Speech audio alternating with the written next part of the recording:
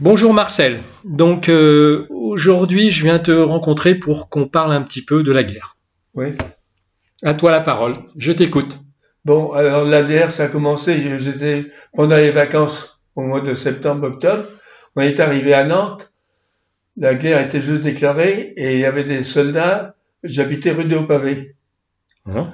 Bon, il y avait des soldats canadiens qui étaient logés dans un centre de sportifs à côté de la Similienne. Et le soir, on allait voir les soldats canadiens, on parlait avec eux avec leurs grands chapeaux, leurs bottes, et puis c'est marqué Canada ici. Canada, sur l'épaule. Hein, et ils nous donnaient des chewing-gums avec des têtes d'Indiens.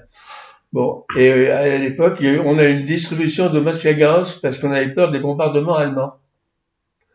Bon, la guerre a avancé très vite. On était surpris de la déroute de l'armée française parce que pour nous, les vaillants soldats de la guerre 14-18, on comprenait pas leur recul. Mais on a vite compris quand ils nous ont dit qu'ils n'étaient pas équipés. Ils n'avaient pas d'armement. Ils étaient avec des vélos alors que les Allemands avaient tous des motos avec sidecar. Hein, ils étaient engraissés avec des chevaux alors que ils étaient suréquipés avec des chars. Bon, on est reparti en Vendée parce qu'on a craint l'invasion allemande. Et on est revenu après. La France était occupée en grande partie par les Allemands.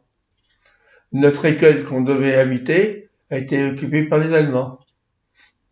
Donc, comme la guerre s'était stationnée, on a une distribution une distribution de masques à gaz, oui. Hein. On a, les Allemands avaient occupé notre école. On a été partagés dans les écoles d'à côté. On allait le matin, les autres le soir. Bon, ça s'est passé jusqu'au début des années de la guerre comme ça, début 43, quand on a été bombardé par les Alliés.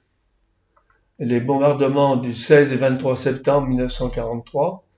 Le 16 septembre, les premières bombes sont tombées à 800 mètres de moi et il y a eu 1460 morts en moins de 15 minutes. Et ils sont venus le 23, mais le 23 on quittait Nantes parce que les femmes et les enfants devaient quitter Nantes. Il y a eu que 450 morts. Mais c'était incroyable à voir parce que les morts et les blessés, ils les emmenaient sur une brouette, sur des charrettes à bras à l'hôpital parce que les ambulances pouvaient pas passer. Donc ça, c'était les Alliés qui ont bombardé Nantes. Oui. Alors les Alliés, j'ai eu longtemps dans les oreilles le bruit des avions. Oui. Les Américains. C'était les Américains parce que quand on a été bombardé par la guerre par les Anglais, ils descendaient en piquet. Donc ils descendaient sur le port de Nantes, la gare de chemin de fer, les Batignolles et les usines Brandt qui fabriquaient des obus. Bon, il y avait quelques dégâts civils tués à côté, mais il n'y a pas beaucoup à chaque fois, une dizaine, quoi, parce que ça tombait. Mais par contre, les Américains, ils ont largué leurs bombes à 2000 mètres d'altitude. Les forteresses volantes. Les forteresses volantes. Hein. Et le général en chef des forces aériennes de bombardement, c'était le général Harris. Après la guerre, beaucoup de gens ont voulu l'assigner au tribunal parce que ces bombardements étaient intensifs et inexpliqués. Non seulement Nantes était bombardée, mais Lorient, Saint-Nazaire, Caen, Saint-Lô, tout ça, et il y a eu beaucoup de victimes. Pour lui, c'était une logique de guerre parce que ces troupes devaient arriver sur des terrains nickel.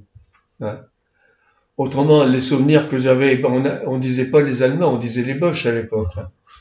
Le souvenir que, seule fois que un soldat, un officier allemand m'a parlé, j'étais à jouer avec une toupie sur le bord du trottoir, comme on jouait, à l'époque, on jouait sur le bord de la route, hein, parce que les familles étaient nombreuses et les appartements étaient petits.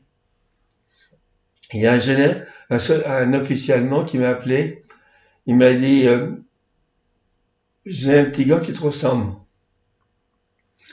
Je le reverrai jamais parce que je pars en Russie. Mais autrement, on avait peur de parler aux Allemands. Hein. Enfin, on disait jamais les Allemands, on disait des Boches. Hein. Au départ, ils étaient très orgueilleux, ils défilaient avec les fusils en marchant.